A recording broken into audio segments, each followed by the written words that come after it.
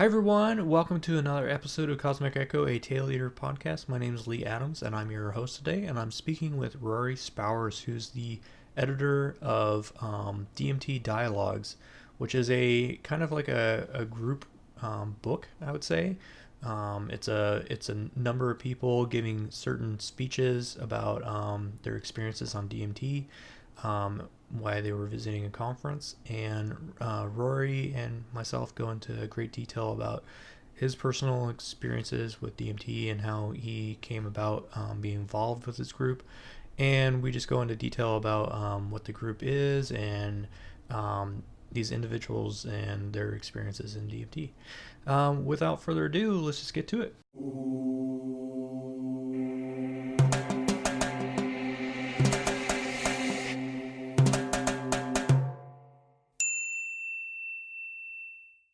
So Rory, thanks for spending time with me again, and with our listeners. And you have excellent knowledge on DMT, and you've done a lot of research in the area. So if you can give me a little bit of background about yourself, how you got interested in DMT and the research behind that, and just an overview of your personal reasons for getting into this. Absolutely. Thank you. Thank you, Lee, for having me on. Yes, I've had a keen interest in psychedelics and altered states, I suppose, ever since a young age, and the mystical experience generally. My background professionally before getting active in this area until a few years ago was primarily in the sort of ecological environmental arena, and I wrote books and campaigned and went to live in Sri Lanka for a few years to try and walk the talk.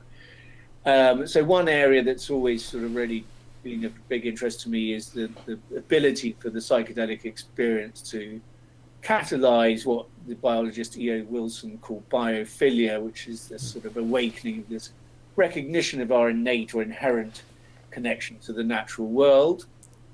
And I alluded to that in one of my books, actually, 15 years ago, but I remember it being reviewed at the time and being sort of ridiculed about it by somebody called Bjorn Lomborg, who wrote a book called The Skeptical Environmentalist. I don't know if you remember. This was a very controversial book that came out about the same time.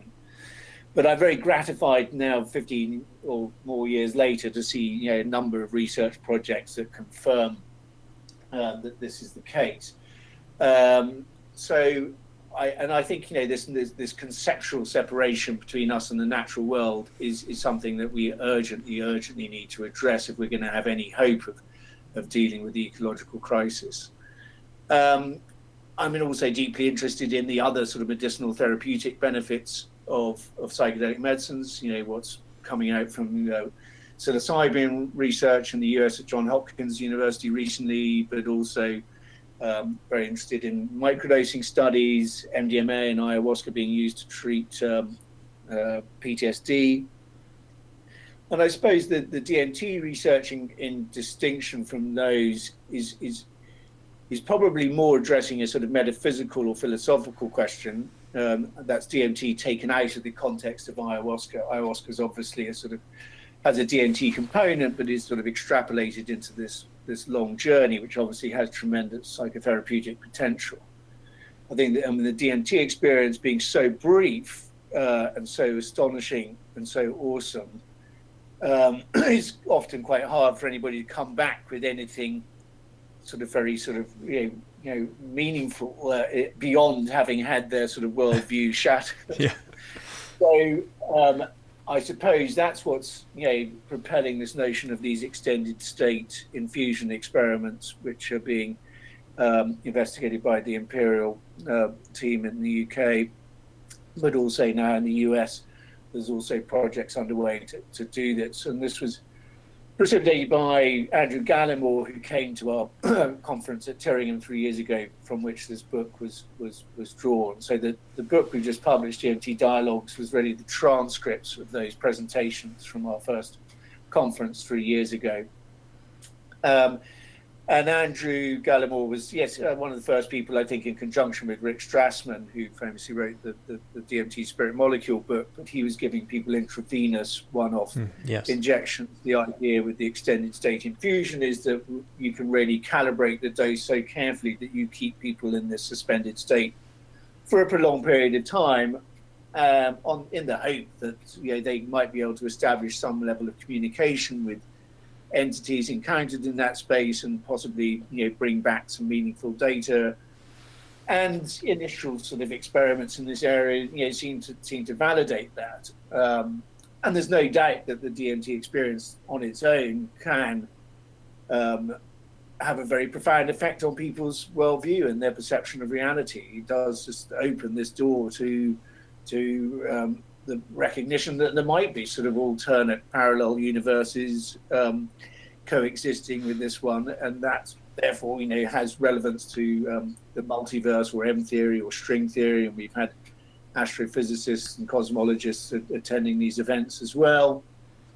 So I think on a metaphysical and philosophical sort of level, I'm fascinated by it. I'm particularly fascinated by the notion that it might shed light on whether consciousness is indeed primary rather than secondary. I think that in a way that's probably the great question of our times, and could in turn have a massive impact on the way we look at our place in the universe and the way we deal with our politics and our economics and the rest of it. If consciousness is something that we are within rather than something manufactured as an epiphenomenon of the brain, as it were, just through complex neuronal firing, then I think that has profound implications for everything. And that, of course, validates the so-called perennial philosophy that Aldous Huxley famously summarized in his book, and has been the sort of basis of all the mystical and religious traditions throughout time. So I think the exciting thing possibly is science now converging on that truth. So that's a keen area of interest for me. Nice. Great intro, man. So I guess a personal study of mine, is trying to figure out why people like yourself are so interested in this subject. What experiences did you have that kind of initiated your dive into psychedelics, first of all, and then what got you so interested in DMT specifically that you kind of dedicated a good portion of your life to understanding this topic as well as the environment. So that's really what I'm interested in about yourself. As I say, I was always intrigued by altered states and the sort of mystical vision, and I know it's been a sort of ongoing debate ever since the sort of era of Huxley and others as to whether the mystic vision as encountered under psychedelics is in any way more or less valid than a mystical experience that's seemingly sort of not prompted by an external catalyst. And I think, overall, the evidence seems to suggest that, physiologically and neurologically, they are very similar experiences. And I think those of us who are lucky enough to have a profound mystical experience without an external catalyst, that's an incredible thing. And it probably happens to more people, especially in childhood, than we might normally recognize. And those experiences are often disregarded as some kind of sort of aberrant kind of dysfunction of sort of normal neurochemistry, because our culture doesn't really integrate those experiences as being valid. I think given our current sort of global predicament, the more people that have that sort of experience, what I was just talking about with the biophiliac kind of response, and a change of attitude towards nature is obviously of overwhelming importance.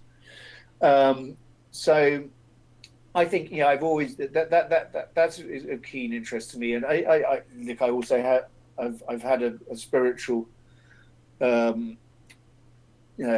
aspect to my life ever since I was a teenager, and continue to do so. And I think what's exciting at the moment is people see the possibility for psychedelic experience to sit very comfortably with that, and responsible psychedelic use can go very much in tandem with a spiritual practice. The work that I've been doing with Tyringham Initiative over the last few years hasn't exclusively focused on DMT. We've just had our third symposium around this area, and my colleague Anton Bilton, whose home we in the UK we started this initiative with, Tyringham Hall, which he subsequently sold at the end of last year. But over the 3 years we were running events there. Many of the events were overtly just purely ecologically orientated or consciousness orientated.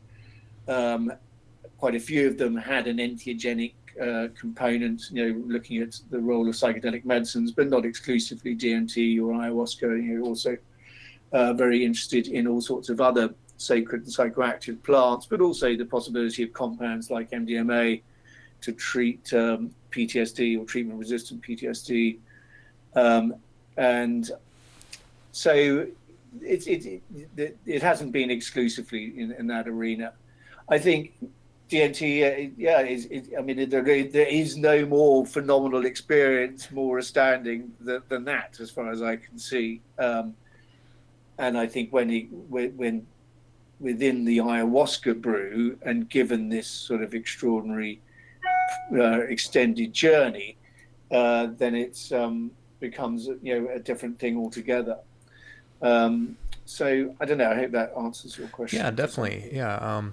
I mean, I'm always interested in people's personal type of like experiences that drove them into like having a lifelong, determination to research these things. So like for myself, if I took ayahuasca, trying to research dreams, and then next thing you know, I'm doing a podcast, a couple of years later. So, there's this like these things kind of drive people to do certain things, but then some people tend to kind of fall off that train. They have an experience once, and then it's kind of it, or they do it as a hobby, kind of keep it hush hush, quiet. Very rare for people to kind of go out of the way to be open to talk about these experiences, or to have such a passion in them that they want to kind of determine their life based off of that experience. So it's interesting to speak to you about that, or people like yourself that have really dedicated a good portion of their life to these experiences. Yes, and I think you touched on some interesting aspects there. I've personally, I sort of had my time over a period of sort of 3 or 4 years with ayahuasca, where I felt I was getting tremendous benefits from it, and it really was a very sort of therapeutic, psychological sort of healing process. But it definitely then got to a point where I felt like I'd sort of got what I needed, and then I had to go away and sort of work on that. And so I did sort of hang up my boots, have hung up my boots, as it were, for a while now. And actually, the integration or the real sort of learning from these experiences has always come in the months or weeks following the actual event. I can't say I've ever had particularly sort of massively illuminating insights within the experience itself, but then there've been incredible sort of penny drop moments that have come later. I think Alan Watts famous, I love one of his, I love many things Alan Watts said, but one thing, there was the psychedelic experiences. Psychedelics are like a boat you use to cross the river. Once you're on the other side, the journey continues by foot. And I think, the same could be said with any spiritual teaching or, any kind of technique, formula, practice, whatever. It's very easy for us to get so attached to the teaching, the practice, whatever it may be, failing to recognize that what it's pointing to is something beyond that, and that often the real sort of enlightenment comes when that is seen as just the conceptual sort of pointer towards the truth that underlies it. And I think we all see this within these kind of circles. So one I spent a lot of time years ago in ashrams in India, or in sort of yoga retreat situations, one encounters a lot of spiritualized egos along the process, and I think one also encounters a lot of that within the sort of the medicine circle world as well. But I'm not trying to denigrate it. I think it's actually an implicit part of the spiritual journey, in a way that there is a kind of sort of ego inflation process at the beginning. People have a profound experience, and it's a profound experience that's happened to me. And as a consequence, the ego takes hold of that, and it gets identified and attached to that, and wants to sort of, tell the world about it and the rest of it. So I have a great friend who I've worked with a lot over the last few years, who's a great expert on this, and he's of the opinion that ayahuasca is only goes wrong in certain cases. There are obviously some people who probably shouldn't embark on the journey, who've got sort of bipolar disorders or psychotic issues, underlying issues which might predispose them to having a negative experience. But also, it can, in rare cases, trigger a slightly sort of messianic, evangelical kind of zeal in people that becomes sort of narcissistic. So I think that's a pitfall with people having illuminating experiences of any kind.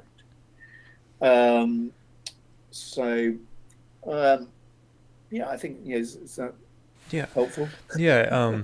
Did it kind of spark your involvement into the environmental aspect of your research and your goals? Well, I think I had a great interest in. I grew up in an environment where I was very active in nature as a child. I did have, as a child and a teenager, some experiences which, were sort of deeply sort of connected with nature, like many people do. And I didn't have psychedelic experiences until later on, but they did sort of open that up. But I was already a meditator and a keen interest in yoga and Eastern religion and the rest of it. So they've been sort of mutually supportive. And actually, I did a big trip after I left university, cycling the length of Africa, and that was really the principal component in putting me on the sort of ecological kind of track. So they've mutually sort of reinforced each other. I think that Michael Pollan's wonderful recent book called How to Change Your Mind, which has obviously had a massive impact in the US and is starting to sort of have an impact in Europe as well. I think he makes a very important point that the interesting thing is, when we look back at all the things that the 60s counterculture sort of threw up and brought to our attention, pretty much all of them have been integrated within mainstream society, from yoga and mindfulness through to dietary stuff to all sorts of civil rights and the rest of it. But the one component that we haven't managed to integrate is the psychedelic component, that was arguably the catalyst for the whole lot. And so, but hopefully we're now in the process of doing that. And I think, maybe it was necessary for there to have been a Leary or, somebody of similar to have kind of upset the establishment in the way that it is unfortunate these things got sort of buried away for 50 years.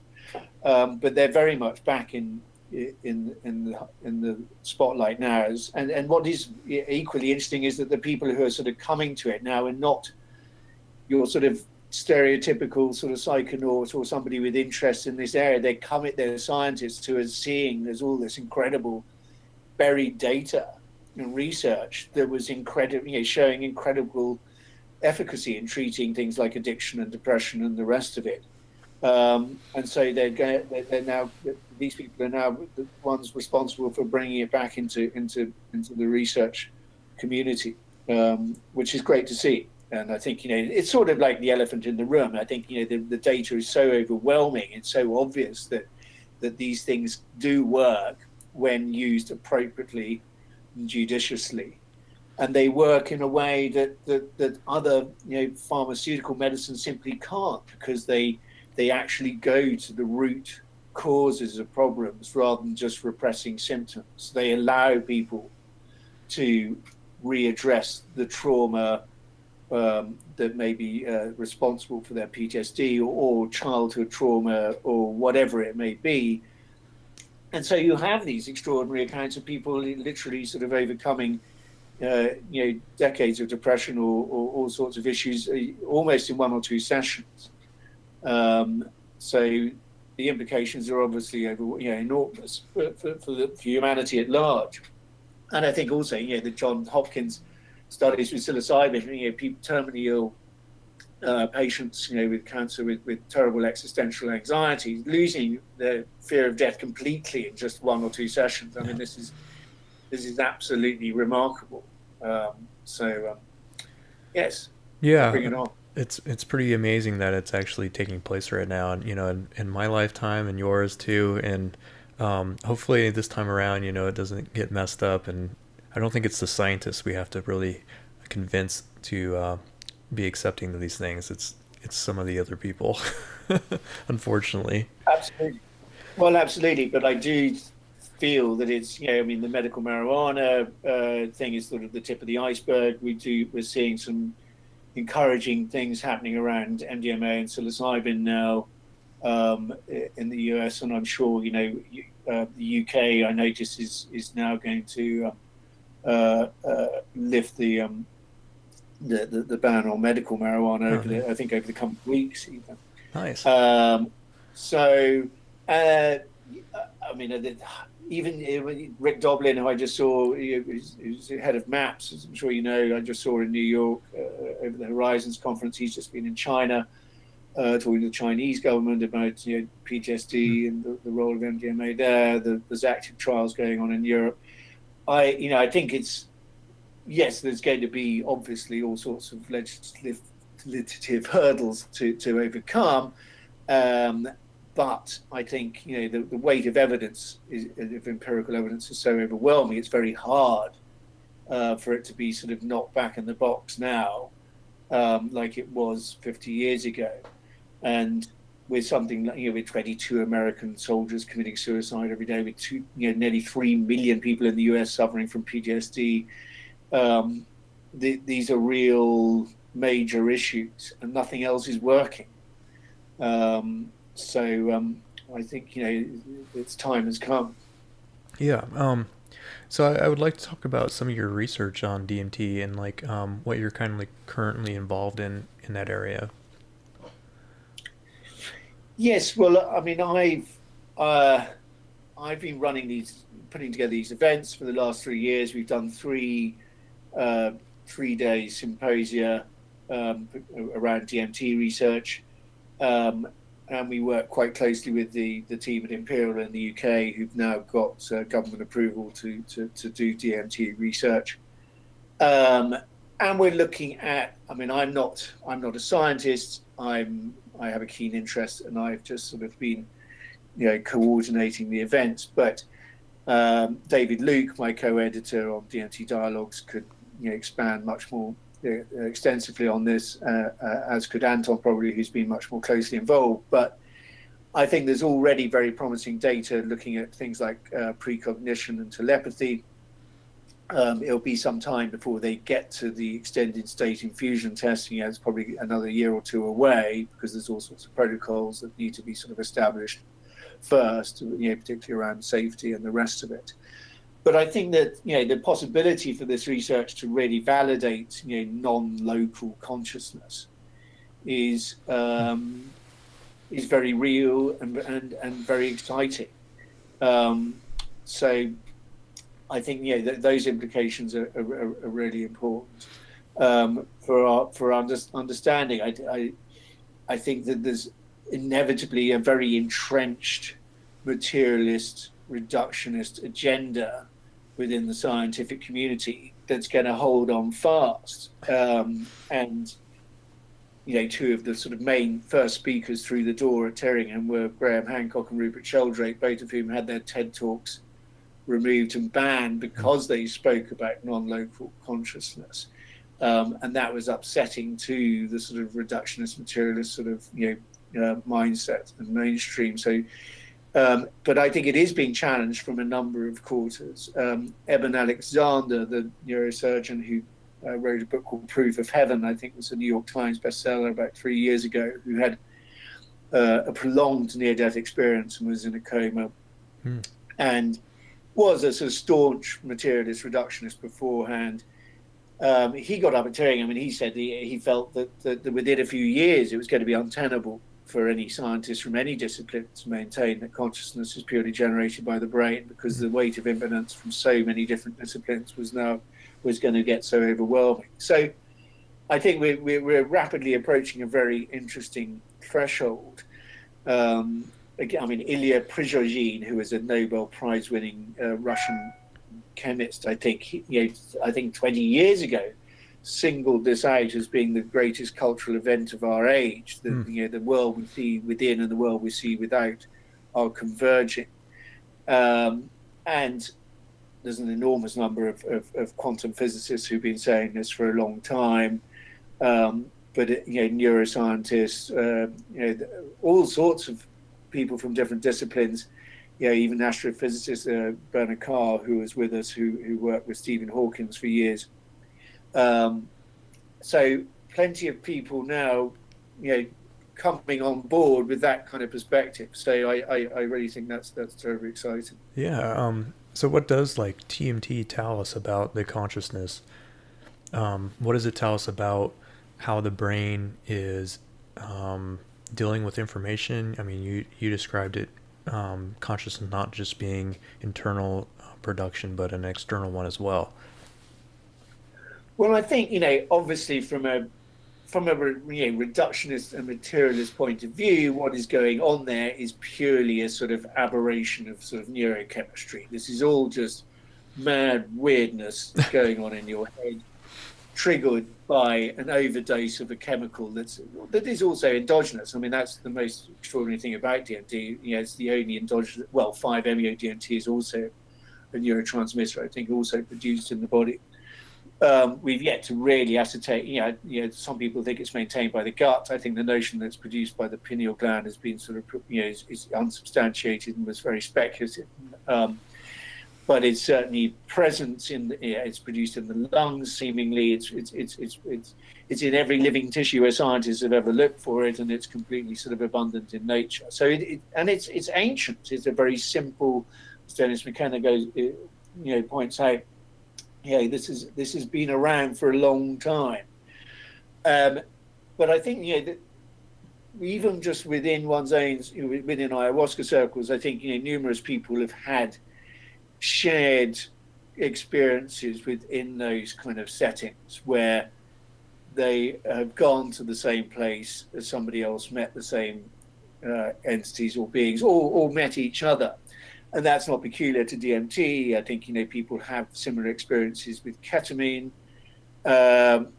People have similar experiences with other, there's a fantastic account, I think, from Julian Palmer in Australia, who had an experience with other people where, under the influence of LSD, they saw a tree in front of them dematerialize, collapse into lots of little pieces, and then put itself back together. They all saw the same thing happen at the same time. I think those sort of things happen sort of quite regularly. And what we've been debating a lot is with these kind of methodologies and ideas for experiments, is to what extent one needs people who are sort of already sort of psychically attuned, and to what degree that attunement might affect the outcome of the experiment, whereas in contrast to having completely sort of random strangers put together.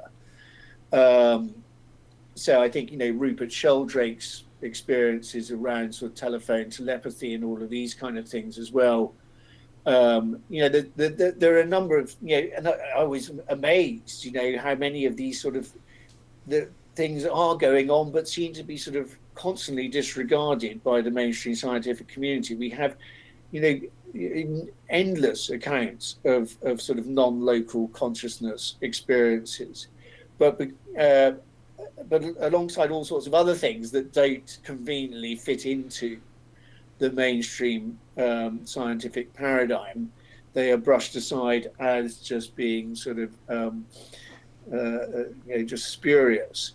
I mean, in this area, I'm particularly interested in a man called Bernardo Kastrup. I don't know if you've come No. across, who's a really fascinating, philosopher, scientist, metaphysician. And he wrote a book called "Why Materialism Is Baloney." He's written a number of books, which really sort of, in a very systematic and very intelligent way, expose all sorts of holes within the sort of materialist agenda. And I think, he's got a lot of really, really important things to say in this area. And I love his analogy of that he uses, that the sense of self is rather like a whirlpool in water. And as the sort of spiritual teachers and teachings that I've been into, following for the last 20 years or more, when we actually go in search of any evidence of this autonomous, volitional, egoic identity, we really can't find it. There's no evidence for it. And really, it's in the final analysis, this is just a sort of a narrative, a construct. And I noticed it with both of my children growing up. When they were babies, before the age of sort of 2.5, you'd hold them in front of a mirror and ask them what they saw, and they would just go baby. And then around the age of 2.5, once they'd identified themselves with consciousness and with a name, that you'd put them in front of the mirror and they would recognize themselves. Before that, they were in this sort of oceanic, non-separative, unitive state, which is, analogous, I suppose, to the state of the sage, or the sort of non-dual transpersonal stage. And you're probably familiar with Ken Wilber's work. Oh, yes. Ken Wilber, I think, beautifully shows how all of these different levels within his kind of model of consciousness, each level integrates but transcends the stage that came before. So the notion that the sage is a sort of, it's likened to the oceanic state of the baby, but obviously it's transcended and integrated all the other stages between being a baby and into adulthood before it's fully constellated in this sort of non-dual reality, which ultimately underlies everything. So I think we get ourselves into a terrible pickle sometimes by sort of projecting onto the sage all sorts of notions that are really just spurious. I think the sage still has a personality, still has all sorts of traits associated with the mind and body. It's just that the identification or involvement with them has completely been removed. As my teacher says, the best description of enlightenment or the state of the sage that I've come across is the absence of the false sense of authorship, that we are not actually the author of our thoughts, actions, words, and deeds. Sorry, and this is where the problem sorry. I was sneezing, man. I'm sorry. Sorry, no worries. So I think, that's, and I think, like the mystical experience, the psychedelic experience, gives one these, glimpses of that non-dual state, and what the science is now, suggesting in these recent fMRI studies, etc., that show how the so-called default mode network, which has become associated with the egoic structure, is repressed by the psychedelic experience. And then all of these other areas of the brain are lit up, and there's all sorts of neuroconnectivity that doesn't normally happen, associated with memory and all sorts of other aspects. So it's very similar to Aldous Huxley's notion of the brain being like a reducing valve that actually just contains our identification or of consciousness to a sort of a manageable level. And the psychedelic experience, sort of opens that up. So as does the mystical experience. And then we recognize the so-called ground of all being, that what we are is not limited to this three-dimensional organism, but is actually, identical with the ground of all being, with consciousness itself, which is shared. So the brain is like the sort of receiver rather than the transmitter, as it were. Consciousness is the signal. So that all makes perfect sense to me. It really, Yeah. I really, and so many experiences I've had tally with that, as opposed to the notion of consciousness being a totally peculiar thing generated in the human brain. No, that resonates with my experiences as well. One thing that I've kind of been wondering about, though, and maybe I'm not sure if you know a lot about this, but the the notion that the subconscious, like these are somehow bringing up subconscious aspects of ourselves into like the view versus like just identifying ourselves as consciousness. So I'm wondering how your experiences and your knowledge about DMT and the psychedelic experience, how that plays a role into the subconscious as well, not just the consciousness, and how the research, if any of the research is actually focusing on this notion that the subconscious is actually playing a role in our experiences with the psychedelic experience. No, absolutely. It's a very good question, and it's been debated a lot within these gatherings as to whether these entities that people encountered, particularly in the DMT space, are Jungian archetypes that are sort of shared by all of humanity potentially. Why do people from different cultures have experience of I have an affinity with Eastern religion. I often see sort of Eastern sort of gods and goddesses in these visions, and these sort of archetypes might correspond to Jungian notions. That's certainly a sort of a very plausible theory. Similarly, that people have also postulated, if consciousness is all there is, ultimately there is a sort of, if you like, there is a pool of consciousness, then within that pool of infinite consciousness, there could exist an infinite number of these entities and archetypes. And when we ingest DMT in such an extent, beyond what's sort of endogenously produced, we open a portal in some way to this wider domain. Now, it certainly would appear often that that the archetypes or entities that appear have got specific information that might relate to that individual. Which is fascinating. So there seems to be a sort of inherent intelligence to the ayahuasca brew that seems to sort of bring specific information to the individual. So I think that's fascinating. I mean, within our gatherings, people have also proposed that the entities in this realm are sort of disincarnate selves, or disincarnate beings, that this physical manifestation, we emerged out of this DMT space into this physical manifestation, and that we, upon death, go back into that dimension. I think that's a pretty fascinating hypothesis. Yeah. That these entities are possibly even our future selves, trying to sort of establish contact. Then, of course, there's also been Andrew Gallimore brings in the simulation hypothesis, which Elon Musk famously came out in support of a few years ago, which was part. This chap Nick Bostrom, who's a very eminent AI expert working out of Oxford. This notion that we are, if you're living in a computer simulation, that if there is a civilization that's managed to sort of reach technological maturity and not trigger its own demise, then it would sort of follow that it would be running multiple computer simulations. I mean, on a sort of logical point of view, I suppose it's hard to sort of rip that down.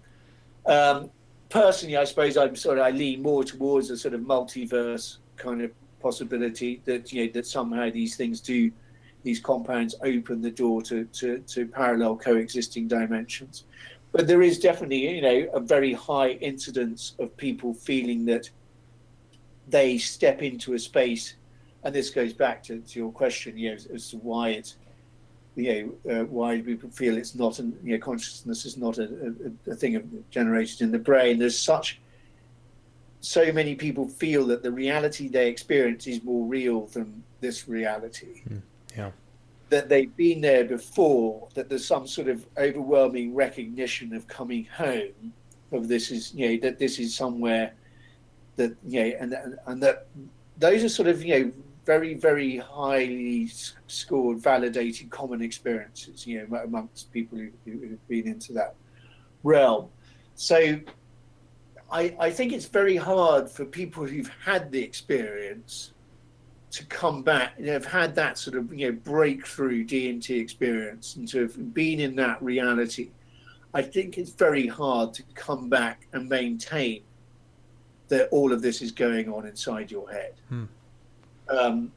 And I know staunch materialist reductionist scientists who've had their worldviews completely transformed as a consequence of this experience, because there is something seemingly so real. This is not like a sort of, it's been compared to the dreaming state, but it's something else altogether. There is a sort of and there's a feeling that the beings that you encounter there are sort of running the show somehow. Yeah, definitely, man. Well, you made some great points in there. Specifically, people's experiences described as being more real than real through their process, and also the coming home. I generally miss that in a lot of people's research and writing. I haven't really noticed a lot of people using that, but that's a very good point, that people generally feel like it's a place that they've always been. The dialogue seems to continue on without them as well, like things are happening without them being in the experience, and then they can go back to it and kind of talk to these people as if time has moved on. It's a very different thing, like different than just simply having an experience in your head where or a memory, you're kind of like reliving a memory or something like that. It seems like time or things like that is kind of involved into it. So great points, man. I guess the question I had about the culture, you have been involved in many different ways with DMT and the culture that surrounds it, and very important people, obviously, that you speak with as well as yourself. But how is the culture changed over time? How have you seen this culture surrounding psychedelics and DMT changed over time, and where do you kind of see the culture going in the future? I think it's an interesting question. I think 10 years ago, few people outside of the sort of hardcore psychedelic community had heard of DMT, let alone tried it. Obviously, the rise of ayahuasca, and because DMT is the active psychedelic component within the ayahuasca brew, has brought the molecule to far more people's attention, and there's a lot more sort of research going on around it as a consequence. So I can only see that gathering pace alongside all the other research into other psychedelic compounds. I suppose ayahuasca is very hard, I think, for scientists, empirical scientists, to study because it's so variable. Every experience for everybody is always so different. It's so extraordinarily unpredictable. You can drink the same brew with the same shaman in the same place with the same people 24 hours apart and have completely different experiences. And I think, whether that has an astrological component or something, who knows? But it's seemingly, with DMT in isolation, you can be fairly confident that if you give somebody, beyond a certain threshold amount of DMT, that they're going to have a pretty astonishing experience. I think the reason why people have shied away from it in terms of it having much, sort of validity as a sort of a research tool is because of the sort of astonishing, the astonishment and the brevity. Whereas if, this extended state possibility of extrapolating it into a longer journey, I think, that's a fascinating arena, and I'm sure that's going to go ahead. And we might well, download some some information from that does have an enormous impact on humanity. And I think the fact that there's some evidence that Francis Crick's discovery of the DNA double helix was triggered by a psychedelic experience. That Kerry Mullis, I think he was called, who famously he got the Nobel Prize famously for the polymerase chain reaction, PCR or whatever it is. He famously stated that was entirely precipitated by psychedelics being able to actually sort of attune his consciousness to a molecular level. And there's already, I think, in the DMT arena, sort of interesting evidence to suggest that scientists can go into that space with a specific focus and a question and come back with some interesting information. So I think that's all to be drilled into as this goes forward. And maybe there will be sort of technological or ecological understandings and breakthroughs that come out of it. So I think I see this research just building, becoming hopefully more and more relevant. I think that the systemic benefits of psychedelic medicine are just becoming more and more apparent. How that is then sort of regulated and brought into society at large is obviously going to be an interesting thing, because I'd imagine for big pharma it's hard for them to deal with, because these things are in the public domain, they can't patent them, and the notion of people sort of getting well in 1 or 2 sessions rather than taking a pill for the rest of their lives doesn't really fit with their business model. There's it's going to be interesting to see how that pans out. But I hope that in the same way that the fossil fuel industry recognizes it's in the energy industry and has got to shift its focus to renewables, I would hope that the pharmaceutical industry can sort of find a way to see the wisdom and benefits of biological plant-based medicines, and integrate those in a way that works for all. But there's definitely going to be some issues around all of that whole process over the coming sort of decade, for sure. Yeah, you just mentioned the issues. That brings a good point. What do you perceive possible issues that could come up through in the next, say, 10, 15 years with the research into DMT and psychedelics? What do you perceive, maybe cultural issues or just issues with pharmaceuticals or anything like that? What's your perception of the future with these things? Yeah, well, I think there's going to be. I think it's already throwing up some interesting stuff that, as a culture, we sort of need to address and debate. Not least the fact that I think there's a sort of enculturated notion that any kind of external, exogenous compound that we ingest that alters our consciousness must be inherently bad or inherently toxic. And I think it's really hard for most people to get their head around the fact that these medicines are not only non-addictive but non-toxic as well. Now, there's mild toxicity from things like MDMA and ketamine, for example, which I wouldn't sort of bracket as sort of traditional psychedelics in the way that. But LSD remains, I think, the only compound they've never found the LD50 from, which is the point at which 50% of experimental animals die. The quantity being ingested, I mean, it's I think 4,000 or 5,000 times more potent than the next most powerful compound known to man. It's completely the complete anomaly. Doesn't seem to be any evidence of toxicity from it. Certainly none from psilocybin, from ayahuasca. One would have to take Herculean amounts of these compounds, beyond possibility for them to have a toxic effect. So I think that's an interesting debate that needs to be had when we compare. I think in the UK alone, 160,000 or 200,000 deaths a year from alcohol and tobacco, which are the two regulated, taxed, permitted substances within the UK. Zero deaths, attributed, directly to any genuine psychedelic compound. No death certificate has ever been written for LSD or psilocybin. There might have been circumstantial deaths. Unfortunate things do happen, of course, while people are under the influence of these states, but that's because of bad setting or whatever. I'd like to see, I think there's going to be sort of more and more, stuff coming out around. And when you look at the research done by David Nutt, who famously was, asked by the UK government to do this big study on the relative harm of different drugs.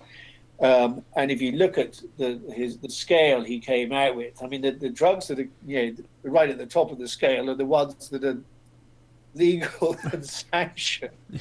The ones at the bottom of the scale are that are least toxic, are the ones that are sort of most profound in terms of sort of triggering kind of profound life-changing sort of mystical experience or psychotherapeutic kind of breakthroughs, and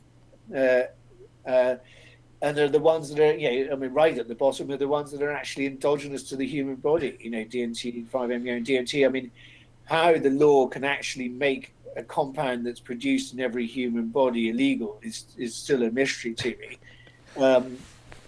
Because we're all making this compound all the time at every moment. It's an absurdity. And the fact, that these things remain in sort of Schedule 1 and sort of considered as dangerous or more dangerous than things like crack cocaine and methamphetamine. It's just, absurd. So, but I think, so we're going to see a massive change, I believe, culturally, politically, around the way we deal with stimulants in our society. The recreational, I think we have to sort of look at that. I think the word recreation has been is stigmatized for being sort of an inherently sort of negative pursuit, but I don't think there's anything inherently wrong with some of these substances being used recreationally in a safe way, in a safe and sensible way. There's some, it's hard to see anyone ever wanting to use ayahuasca in a recreational way. There's nothing sort of, recreational about it. But I think, responsible recreational use of sort of low dose LSD and psilocybin, the studies from microdosing are sort of overwhelmingly positive about the impact on people's mental well-being, on their performance, on their ability to overcome depressions and addiction and the rest of it. And these are massive, massive issues within our society. And the opiate crisis in the US, which is absolutely, 90 people a day dying from the opiate crisis. I mean, this is absolutely appalling. And the possibilities for ibogaine from the iboga route for dealing with opioid dependency is overwhelming. But ibogaine for treating a whole host of things. Microdosing ibogaine has now been shown to reverse Parkinson's symptoms. Wow. All of these things have been shown to have tremendous benefits for sort of dementia because of promoting neural connectivity and neural plasticity. We're able to sort of rewire our brains to overcome embedded sort of trauma, addictive patterns. With depression singled out by, I think, the World Health Organization as being sort of, this one of the probably the most debilitating condition worldwide. And I think, half of the world is predicted to be depressed by 2020 or something at current rates. I mean, it's just appalling. So the mental health implications and the fact that, it's so apparent that SSRIs don't do what people thought they did. I think at best the evidence is they work 10% better than the placebo in 10% of cases, and quite often make people worse and create a dependency which is very hard to get out of. So I think these are big conversations, but they're being had. And I'm very grateful for that, and it's good to see that. Yeah, definitely, man. So tell me a little bit about your book, DMT Dialogues. I'm really interested to understand how you got these these people together? Why did you get these people together? And also, you talked a bit about your initiative. I don't know how to say it correctly. The Tyringham. Tyringham. Yeah. So what's that Tyringham. all about, man? Tyringham. Tyringham. Tyringham Hall is a beautiful house in about an hour north of London, built by a great British architect called Sir John Soane in the late 18th century, and it really is the sort of quintessential English country estate. I mean, it's an enormous house, and my friend and colleague Anton bought it. I think around 2000. It was in bad disrepair, and he restored it meticulously, beautifully. Lived in it for many years, but had moved to Ibiza, where we both live, about 8 years ago. So when I started working with him 4 years ago, we wanted to see if we could actually turn it into an institute, a retreat centre that would, really kind of, tackle, a lot of these areas, but just, consciousness at large, not specifically DMT and psychedelics, but sort of ecological stuff and consciousness research generally. And to cut a long story short, I mean, for various reasons within his professional life, there were too many uncertainties, and he ended up being forced to put the house on the market. And he sold it at the end of last year. But we gave birth to this initiative. There, it obviously was an amazing platform to be able to reach out to people and invite them to come and stay in these incredible surroundings, and sort of out of the sort of public eye, as it were, so that they could really sort of think out of the box. And the intention was to make it as pluralistic and multidisciplinary as possible, so that we didn't have.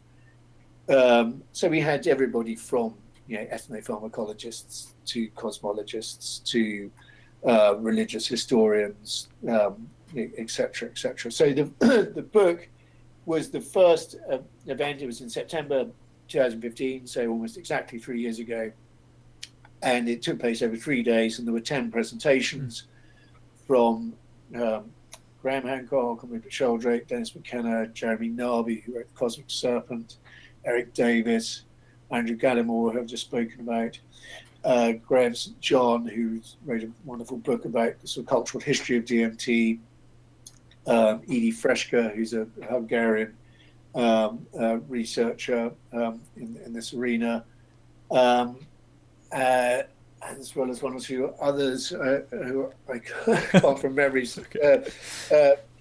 But the presentations were then all transcribed and turned into this book that David Luke and I edited together. I hope that if the book does well, there's a second volume there from the second gathering we orchestrated last year. And then we would just, after the launch of the book in New York, just 2 weeks ago, we were up at Alex and Alison Gray, the visionary artists, up at their place, COSM, the Chapel of Sacred Mirrors in upstate New York, and we had another 2-day brainstorm gathering there as well, with a particular focus on coming up with ideas for experiments and really trying to sort of hone in on what the practical methodologies would be for taking this all further. So let's see. Hopefully there might be a volume 2 and a volume 3 in there as well. Nice.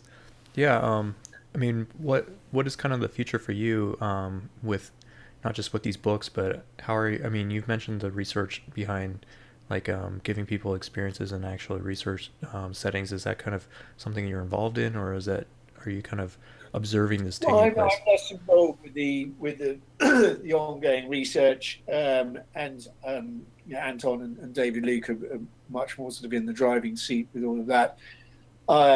I will continue to sort of work with them and put on events in this area, but I still have a big sort of ecological focus. I'm now very busy with a 3-day festival here in Ibiza with a focus on ecological farming and sort of ecological food systems, regenerative agriculture, localized food economies, all of that sort of thing, which is very dear to my heart. I was a chef many years ago. My project in Sri Lanka was very much around sort of permaculture principles of edible landscapes and the rest of it. But I think what I'd like to doing that together with more of this kind of stuff. So I'm working again on a 3-day festival in the UK next year, which is called Medicine, which is really trying to highlight all of these role models for sort of systems change in areas from health, biological medicine, through to farming, regenerative farming, circular economics, new design methodologies, like biomimicry, cradle to cradle design. So I think, we are, I'm a great believer that we need a sort of a systems upgrade across the board. And we can't just sort of, incrementally keep optimizing systems that are fundamentally broken and just aren't relevant to our times. We have an economic system that was really, appropriate maybe 150 years ago, but it was designed with very different parameters, with an apparent resource abundance rather than resource scarcity, et cetera, et cetera. So we can't just sort of change one component without changing the whole lot. My brother's a hydrogen fuel cell engineer and has designed a fairly revolutionary bit of technology with a company called River Simple in the UK. But he's fond of this expression. It was an English Prime Minister, David Lloyd George, who famously said, "You can't cross a chasm in 2 leagues." And I think, we have to, Buckminster Fuller, famously said, we can't change. You don't change the existing reality by fighting. You have to build a new model that makes the existing model obsolete. So what I'm very interested in is highlighting the new models across the board, whether it's in healthcare, such as psychedelic medicine, or regenerative farming in the sort of food and farming sector, but also new models of governance, new ways that we sort of we have to get away from sort of traditional sort of hierarchical models and embrace sort of network models. We need to be informed by the inherent intelligence of nature and natural systems. We need to look at how ecosystems work, the reciprocity within an ecosystem, its ability to self-regulate and self-adapt as complexity increases. So I think the old model, we're going to see the old model. We already see it crumbling. And I think, having been an activist for many years, I did sort of get to the point of realizing that a lot of our engagement with fighting the existing paradigm is potentially energy wasted, when the energy is probably better diverted into building the new models that are going to replace the old when they crumble, and really making those more visible and making them more practical, so that people. And that is, people will jump ship and get on board, things that they see working, in the same way that people are going to choose these medicines now as opposed to SSRIs or conventional notions of psychotherapy. People who've been battling with depression for decades, finding they have incredible results in one night with an ayahuasca session and the rest of it. So I think, that's an example. And I hope that we'll see similar kind of things happen across the board, politically, economically, agriculturally, industrially, and the rest of it. Man, because as we all know, we're in perilous times. Yeah, man. You have a great view of the future, man, and the hope for it. So I appreciate that. It might be naive and idealistic, but I suppose I find I have to sort of stay sort of positive and hopeful. Otherwise, I just sort of, I suffocate. Yeah, man. Drown.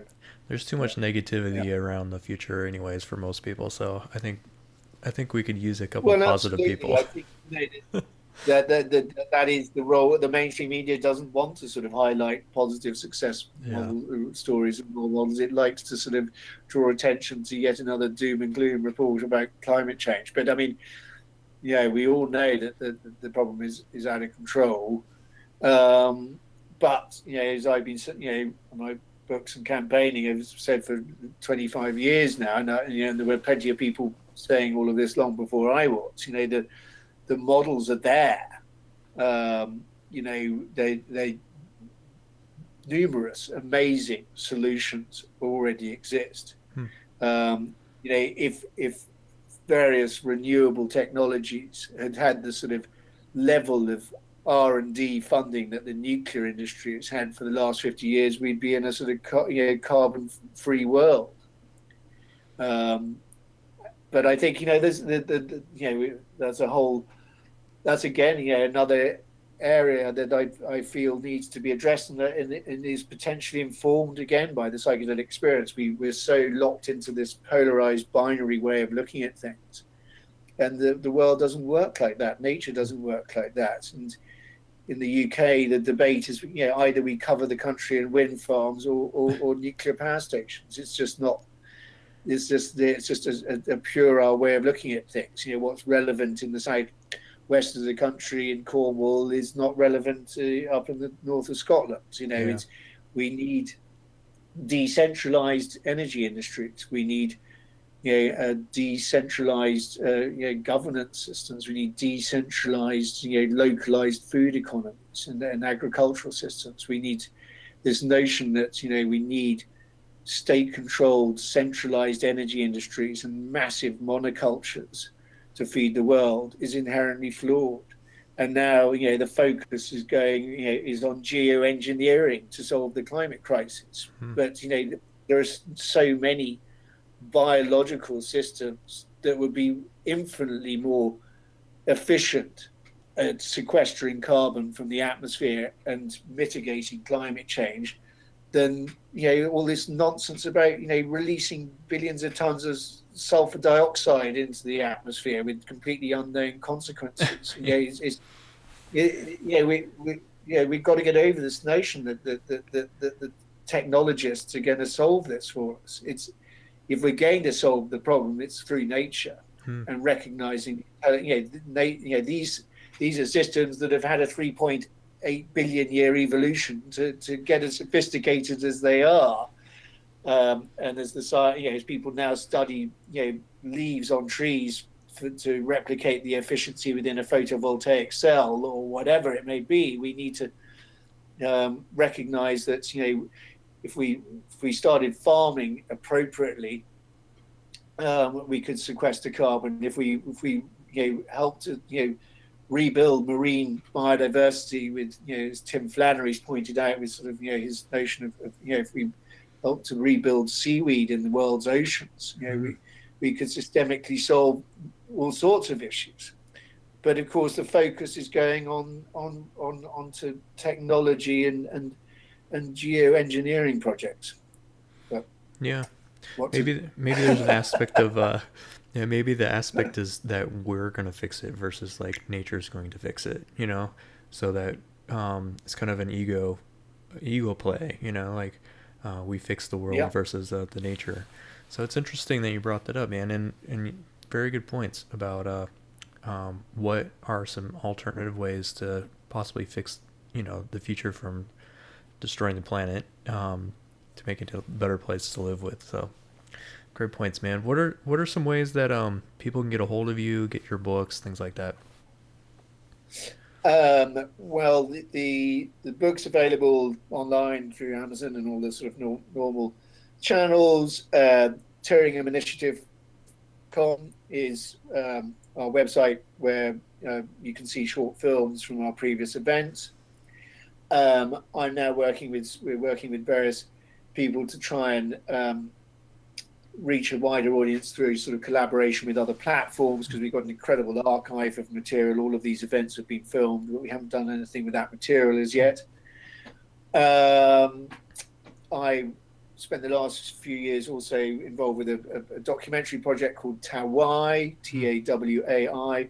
Tawai.earth is the website, which was with Bruce Parry, who is an ex-BBC presenter who famously brought ayahuasca to public attention through his series Tribe. He was the first person to drink ayahuasca on television, and he was an ex-Marine and went to live with indigenous people around the world and made a series about the Amazon and about the Arctic, highlighting sort of globalization issues and indigenous issues. So I would love to direct your listeners or viewers towards that.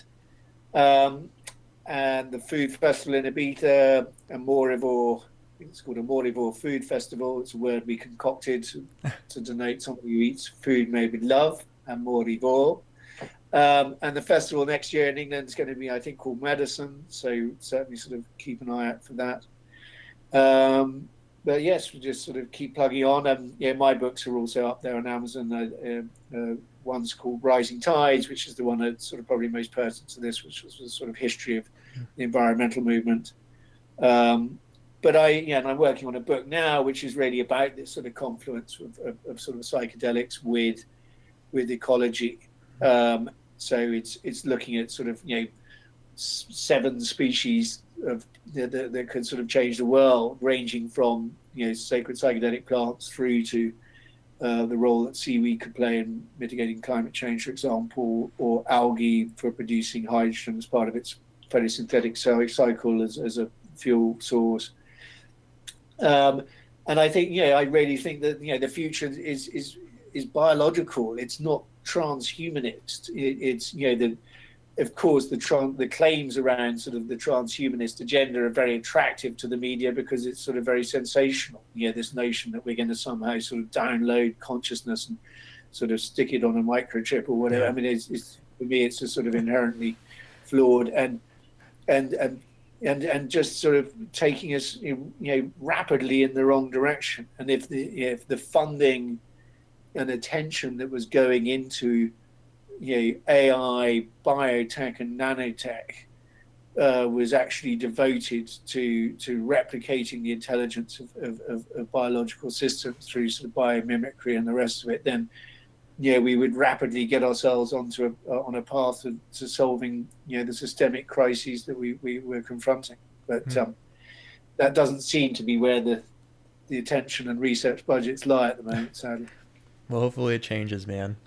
Well, Rory, thanks so much for spending time with me today and our listeners and sharing your knowledge and experience. And I appreciate your passion and direction that you hope that humanity goes towards, and also bringing these important information to the public that not a lot of people are doing. So it's great work, man.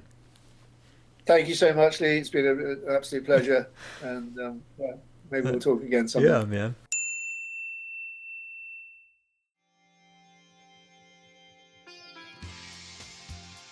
If you enjoyed this episode of Cosmic Echo and would like to learn more about Rory Spowers and his work, you can visit our website at taileaters.com/CE podcast. Additionally, you can support this podcast by clicking on the donation page located at the same website. If you enjoyed this episode, we encourage you to share this podcast with others that may be interested in this, as well as liking us or following us on YouTube and Facebook. We look forward to bringing you additional episodes in the near future, but until then, happy dreaming.